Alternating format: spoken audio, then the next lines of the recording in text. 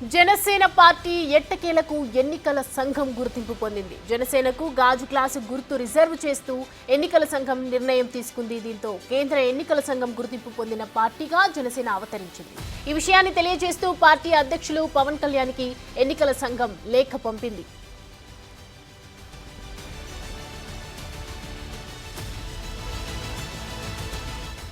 2024 సార్వత్రిక ఎన్నికల్లో 100% విజయం నమోదు చేసిన పార్టీగా జనసేన రికార్డు సాధించింది. పోటీ చేసిన 21 అసెంబ్లీ స్థానాల్లో 2 లోక్సభ స్థానాల్లో అఖండ విజయాన్ని సొంతం చేసుకుంది. ఈ క్రమంలో జనసేన గుర్తింపు పొందిన పార్టీగా నిలిచి గాజు గ్లాసు గుర్తును రిజర్వ్ చేసుకుంది.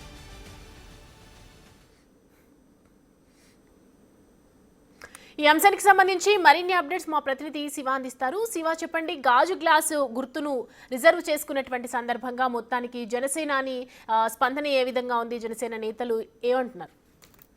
సౌమ్య, మొత్తం మీద చూసుకుంటే జనసేన అధినేతకు సంబంధించి గ్లాస్ సింబల్ ని కేంద్ర ఎన్నికల సంఘం కొద్దిసేపు క్రితమే ప్రకటించింది. ఈ అంశానికి సంబంధించి కూడా కేంద్ర ఎన్నికల సంఘానికి జనసేన పార్టీ ప్రత్యేకంగా కూడా ధన్యవాదాలు తెలిపింది.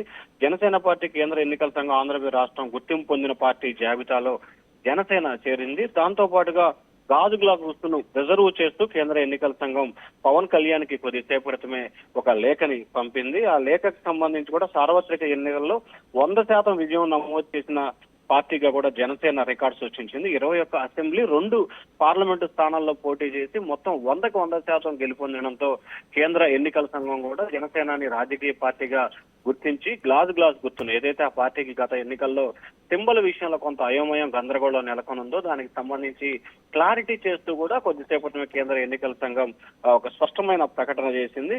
ఇంకా భవిష్యత్తులో ఎప్పటికి కూడా పర్మనెంట్ గా గ్లాస్ సింబల్ ని జనసేనకి ఇస్తూ కూడా కేంద్ర ఎన్నికల సంఘం నిర్ణయం తీసుకుంది. దీనికి సంబంధించి కూడా కేంద్ర ఎన్నికల సంఘానికి జనసేన పార్టీ తరఫున అలాగే రాష్ట్ర ప్రజలకి ప్రత్యేక ధన్యవాదాలు తెలిపారు. సౌమ్య. Thank you Shiva.